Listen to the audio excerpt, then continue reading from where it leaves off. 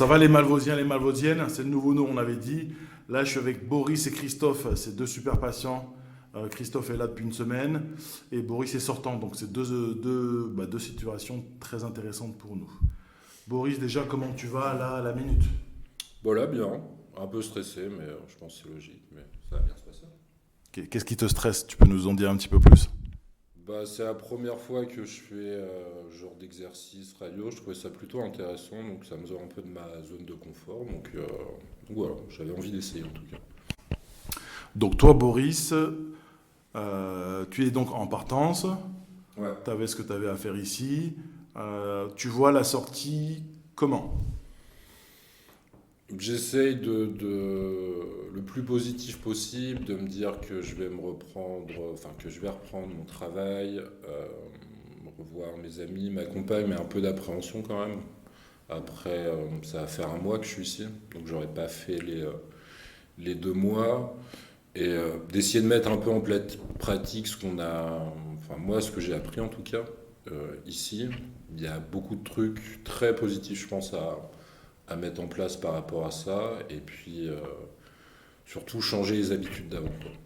C'est pour moi le principal. Ok, donc tu as dit plusieurs choses, je vais rebondir sur ça. Tu as choisi, nous, le soin dure 2 mois, 8 semaines.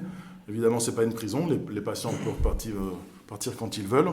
On les interroge, bien sûr, pour savoir la raison. Et tu as sûrement donné les tiennes à ton moniteur référent, il a fait remonter les infos. Donc nous, on est très zen par rapport à ça. Quand tu dis qu'il y a des choses à mettre en place, là, tu parles tu vas revenir le boulot, tes amis, donc tant mieux, ta compagne. Et si ce n'est déjà fait, mais qu'est-ce que tu as envie de mettre en place? Qu'est-ce qui sera différent entre ton entrée pardon, et ta sortie en termes d'organisation? Qu'est-ce qui va être différent dans ta vie? Occuper son esprit et s'occuper de manière concrète dans les moments où je me retrouve tout seul en fait. Et, trouver des activités, que ça soit. J'avais pensé au sport, mais c'est clairement pas mon truc. Mais enfin voilà, s'occuper l'esprit au quotidien et d'essayer de sortir de schéma de rentrer chez soi, qu'est-ce qu'on fait, et de se faire tenter par la boisson. Moi, c'était le produit, c'était ça. Et j'avais essayé un peu de le mettre en place avant d'arriver ici, parce que j'avais 2 mois de sobriété avant de rentrer à Malvo. Et ouais, de continuer sur cette lancée et vraiment pérenniser ouais, enfin, l'abstinence, quoi. Ok, donc on voit déjà que tu as envie qu'il y ait du changement. Et, des fois, c'est du changement dans la continuité, c'est dur à comprendre. Puis des fois, c'est la continuité dans le changement. C'est un peu Ouais. philosophique, mais Ouais. bon, tu parlais de sport. Après, tu peux trouver aussi un sport qui te plaît, hein. C'est-à-dire que ça peut être dans une salle. Le problème dans les salles de fitness que je connais très bien, j'ai bossé dedans, c'est que t'es un peu tout seul quand même, tu vois. C'est bien, tu te dépenses, tant mieux. Et pour connaître des gens, c'est un peu compliqué. Les sports collectifs, ça l'est un peu moins, par définition. Et il y a aussi beaucoup de clubs qui font du sport en loisir. Tu vois, Ouais. t'es pas obligé, t'arrives, tu te dis non, mais moi je veux pas une licence compétition, c'est loisir. Le jeudi soir, tu vois, 20h, 22h, en général, tu finis une petite bouffe tranquille et tout. Puis pour le coup, ça dépend le sport que tu allais choisir, mais il n'y a pas beaucoup d'alcool. Donc je sais, parce que voilà, tu me l'as dit, tu as un suivi, tu auras un suivi que tu continues à ta sortie, un suivi addicto, où tu continues avec ton médecin traitant et tu vas dans un XAPA, c'est ça? Ouais, c'est ça, celui de. Bah, je vais pas donner de nom, C'est de pas toute grave. façon, mais celui de ma ville. Et en plus, ce qu'on avait mis en place avec le médecin traitant, c'est que moi, je prends de l'Espéral depuis maintenant 3 mois. Mhm. Donc ça me donne je le vois un peu comme une sécurité supplémentaire. Voilà, c'est ça. Si, parce qu'on n'est pas infaillible, puis je sais très bien comment ça va se passer à la sortie dans les prochaines ou les prochains mois. Il risque d'avoir des tentations, des trucs, et je voulais vraiment. Enfin voilà, l'espéral, c'est vraiment mon filet de sécurité en me disant bon, j'ai le mental, mais des fois ça suffit pas, et ce truc-là, puis le XAPA du coup. Ok. Le XAPA, tu comptes y aller combien Ben, de fois? ouais, ça dépend, parce qu'il y a. Moi, quand j'y étais la dernière fois, j'avais enfin, une infirmière qui me suivait, un médecin et une psy. Le truc, c'est que le médecin en contretemps, enfin pendant ce temps-là, ils ont changé de médecin, donc il va falloir un nouveau rendez-vous. Et là, pour l'infirmière, j'ai rendez-vous déjà ce mois-ci pour le suivi, pour la sortie du coup. Bon, c'est bien, tu as cloisonné le truc. Quelle que soit la sortie, une sortie anticipée comme tu le fais toi, Boris, ou une sortie, voilà, une fois que le soin complet est fini, déjà on vous pousse, on anticipe la chose, il ne faut pas que ça soit une sortie sèche, tu vois, parce qu'il n'y a rien de pire que j'étais bien, on espère, et puis d'un seul coup, ah bah ouais, la vraie vie, ça c'est compliqué, donc on vous accompagne de ça via le moniteur référent, mais voilà, sans être moralisateur, il faut continuer dans ce que tu fais, et même si tu as l'air d'aller plutôt bien, ne pas croire que tout est joué. Oui. Pour revenir sur l'espérale, bon voilà, les gens regarderont sur internet ce que c'est. Ça, c'est quelque chose qui se discute avec votre médecin traitant ou le médecin quand vous êtes ici. Pour certains, comme tu l'as dit, ça peut être une sorte de béquille, sachant que c'est pas ça qui fait tout. Hein. C'est toi, mais voilà, c'est une aide. C'est pas quelque chose de magique. Non. Il y a des gens pour qui, voilà, parce que quand tu le prends, si tu bois de l'alcool, tu vois, c'est un peu compliqué. Ouais. Donc, mais ça fait aussi partie du jeu. La peur pour certains.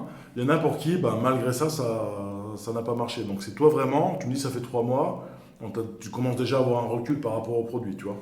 Ouais, bah juste pour un mot par rapport à ça, moi j'en avais pris une première fois il y a une dizaine d'années, parce que j'avais fait une coupure de l'alcool pendant un an, et j'avais, trop curieux, j'ai pris de l'alcool avec de l'espérale, et ouais, c'est pas conseillé, c'est très violent, donc je sais l'effet que ça peut avoir avec ce truc-là. Donc je le prends en connaissance de cause, quoi. Ouais. En tout cas, c'est ce que tu dis, mais c'est ce qu'on dit tous ensemble, c'est que nécessairement, même si le mot peut faire peur, il faut qu'il y ait du changement. Alors, c'est pas un chamboulement total, parce que voilà, tu as ta base, ta compagne, tout ça, qu'on te souhaite le meilleur dans ça, évidemment. Le boulot, tu as la chance, et puis plus que la chance, c'est toi qui as trouvé ce boulot-là. Mais voilà, c'est comment tu te projettes, et puis voilà, à aucun moment, il faut que tu crois que c'est bon, c'est là que c'est dangereux. Ouais, c'est sûr. C'est ce qu'on dit les patients qui pour certains sont revenus, ou des gens qui font partie du club Malvo, où il y a d'anciens patients de Malvo, puis des anciens professionnels, et encore des professionnels d'aujourd'hui, ceux qui nous donnent des stylos par exemple, et qui nous donnent de l'argent pour quand on fait des sorties. Bah, c'est vraiment ça qui ressort, c'est que quand tu sens que ça va trop bien, enfin très bien, pas trop, tu dis c'est là qu'il faut que tu fasses un pas de recul. Ok, ça marche bien, pour que ça continue, à toi de trouver. Il y en a qui font, bah tiens, c'est super normé, ils te disent, voilà, une heure par semaine, je me prends, ou une demi-heure, je me prends un temps, c'est que pour moi sur ma réflexion où j'en suis. C'est-à-dire que tu n'es pas avec ton Walkman, tu es chez un vieux. C'est pas avec ton MP3, non, c'est toi, ou avec ton téléphone maintenant, c'est toi avec toi-même, où j'en suis, quitte à prendre un papier et tout. Bah, là, je vois que je commence à tourner vers là, attention. Pour l'instant, ça marche, peut-être qu'un pas en plus, ça marche plus. C'est vraiment un truc de... Bon, bah, c'est cool. Merci pour ton témoignage. On te souhaite le meilleur. Et puis, merci beaucoup. Et puis ça va le faire, il n'y a pas de raison. On l'espère en tout cas pour toi. On passe à Christophe, lui, comme je vous l'ai dit, ça fait une semaine qu'il est là. Et bon, Christophe, comment tu vas aujourd'hui, le 8 janvier à 15h24 ? Eh bien, je vais très bien. Avant toute chose, merci de me recevoir. Et je souhaite une bonne année, bien évidemment, à tous ceux qui nous écoutent. C'est vrai que je ne l'avais pas dit. Et moi, ça fait une semaine que j'ai intégré le groupe Malvo. Que des belles choses, un accueil chaleureux, une ambiance familiale qui laisse possibilité de prendre les choses avec cœur et avec ambition. Voilà. Donc tu parlais d'accueil chaleureux, qu'est-ce que tu peux en dire plus précisément, s'il te plaît, Christophe ? Eh bien, quand on rentre dans une structure, il y a parfois, même souvent, beaucoup de monde, beaucoup d'intervenants. On a tendance à s'y perdre. Les différents endroits que j'ai pu fréquenter pour me vaincre cette maladie, puisque c'est une maladie, on est bien souvent noyé dans tous ces gens qu'on peut rencontrer, que ce soit les patients ou les animateurs. Alors qu'ici, nous sommes un petit comité et c'est ce qui permet peut-être plus de dialogue et prendre plus de temps pour pouvoir justement appuyer là où ça fait mal. Voilà. Ouais, bah c'est une volonté du centre, même si on n'est pas une petite structure. Hein. Une petite structure, faut compter, voilà, c'est plus des CTR où il y a 12 ou 15 personnes. Nous, voilà, on a 62 lits, mais on n'est pas 62, mais là, on a une capacité de 62 lits, donc on est intermédiaire plus. Mais malgré ça, c'est une volonté de la direction de mettre l'accent sur les entrants. C'est pour ça qu'il y a carrément, je ne dis pas que les autres, dans les autres centres, c'est pas bien ce qu'ils font, je ne sais pas ce qu'ils font. Moi, je bosse ici et ils mettent l'accent, j'en suis la preuve, c'est qu'ils mettent carrément un éducateur pour l'accueil. Parce que l'accueil, c'est primordial, il ne faut pas se louper. Et comme tu le dis, on essaye en tout cas dans les premiers temps, parce que vous arrivez tous, encore une fois, avec une image dégradée de vous-même, le stress, c'est normal, moi le premier, encore pire que vous. Et voilà, c'est le café, si on se voit, je vous donne des explications, ça retombe, vous discutez avec les patients. Il y a aussi des temps de flottement, c'est parce que moi je vais être sur autre chose, et tant mieux, comme ça vous aussi vous réfléchissez, parce qu'on n'est pas dans le gavage doigt, ah ouais, on est tout le temps avec toi. Tu vois, c'est déjà dans le travail de manière plus tranquille, c'est ça. Et après, vous rentrez avec les éducateurs dans l'éducation thérapeutique, les activités et les autres choses à faire. Vas-y. Et puis, j'aimerais appuyer aussi sur cette sensibilité. Les personnes ici que l'on rencontre en tant qu'intervenants, qu'ils soient psychologues ou infirmiers, on sent bien une volonté d'aider. Et l'aide qu'on nous apporte, elle est profonde, elle est sincère, on sent que c'est sincère. Voilà. Et moi, ce que je recherchais, c'était ça. C'est une sincérité, on n'est pas un numéro dans un établissement, on est un être humain dans la difficulté que l'on va aider. Voilà. Ok. On a une charte, je crois qu'elle est au premier étage, où c'est affiché. Au-delà de la charte, et on espère que ce soit aussi ça comme ça, même si on n'est pas les meilleurs, hein, mais oui, ce que tu dis, évidemment qu'on est d'accord, parce qu'on travaille dedans. Vous n'êtes pas des numéros. Oui, tout le monde vient pour l'addiction, même si c'est pour tel ou tel produit. L'addiction, c'est les mêmes ressorts, la même psychologie, le même fonctionnement. Mais voilà, au-delà là, vous êtes deux. De ce que j'en sais, vous êtes les deux. Ça peut être, je ne sais même pas d'ailleurs, sur les mêmes produits ou pas. Mais vous êtes deux personnes différentes. Pas le même âge, pas le même vécu, pas la même envie. Et voilà, c'est à nous de nous adapter au possible à vous. Même si nous, on propose quelque chose. Et il se peut que voilà, ça ne matche pas. Auquel cas, voilà, on dit au revoir à la personne et on lui souhaite le meilleur. Mais c'est vraiment ça. Encore une fois, c'est pour ça qu'il y a projet personnalisé.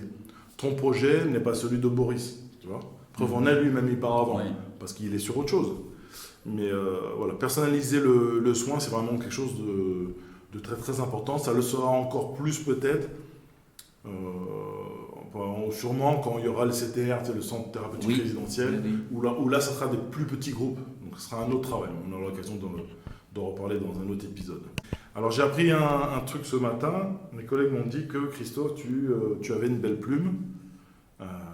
Ça te vient d'où? T'as toujours écrit? Ma foi, oui, ça va faire très longtemps que j'écris. Déjà, adolescent, j'écrivais à mes petites copines. Et ce qui m'a intéressé dans l'écriture, c'est de jouer avec les mots. Et merci à Raymond Devos, qui m'a transmis énormément dans ce sens-là, puisque les mots MAUX, on peut opposer des mots MOT dessus.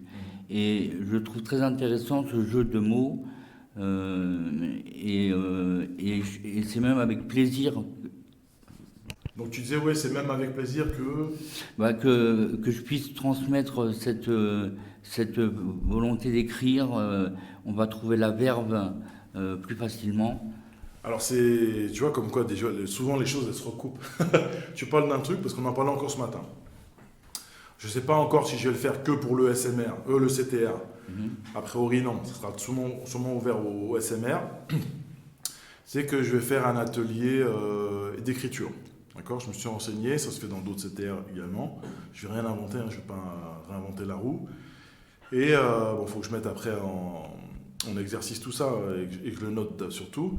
Mais il y aura des temps, ça peut être très simple, ça peut être partir sur un temps partira toujours sur un temps d'écriture, assez long, tu vois, pour que la personne elle rentre vraiment en introspection, ou pas. On va dire qu'on est déjà sur 30 minutes. 30 minutes d'écriture, c'est énorme. Peut-être que tu n'écris pas pendant 30 minutes. Et on va partir sur un thème. Moi, je vais peut-être imposer un thème. Je me rends compte que c'est peut-être trop restrictif à imposer si quelqu'un n'allait pas à terre. Mais j'ai une donne, il m'a sorti un thème. Donc ça sera peut-être 4 ou 5 thèmes, ou 5 débuts de phrases, toi tu la continues. À la fin, on décide ensemble si tu veux le lire ce que tu as écrit, d'accord? Et là, il y a plusieurs options. Soit tu veux pas, on l'accepte. Soit tu veux pas et on le détruit. J'aime bien cette idée, je l'ai écrit et les mots s'envolent, je veux plus que tu vois, ils sont dans ma tête. Ouais, oui. Carrément, on le passe dans la broyeuse. Ça peut être non, j'ai peur, Dion, est-ce que tu peux le lire? Ok, j'accepte. Est-ce que je le lis, je suis assis. Et au final, j'ai dire presque idéalement, mais il n'y a pas d'idéal, hein, chacun ce qu'il veut et ce qu'il peut, bah, je me lève et je le dis, tu vois. Donc, tu as l'écriture en même temps, et puis tu as comment j'exprime mon truc. Et c'est vrai que les mots, je suis pas assez aussi bon que toi, mais je suis un assez grand lecteur. Les mots, il y avait un bouquin qui s'appelait comme ça. À chaque fois, je le cite tous les 2 jours. Et le bouquin, je l'ai jamais lu, mais le titre, il est énorme. Les mots sont des fenêtres. On est tous tu vois, à un moment donné, on est tous cloisonnés, il n'y a plus rien. Le fait de parler, ah, tu te fais une fenêtre, tiens, même s'il fait pas très beau dehors, un petit peu de lumière, tiens, je l'ouvre, c'est un peu frais. Elle est en nouveau, ah, il y a une porte et tout, et c'est toi qui te le crée. Et ça, c'est incroyable. Et pourquoi pas, tu vois, parce que c'est ça aussi le travail, c'est nous avec vous. C'est pour ça qu'on parle d'alliance, et je t'ai parlé d'alliance, de confiance et tout. Et au-delà de la confiance, c'est aussi toi, comment ça peut t'aider d'aider les autres.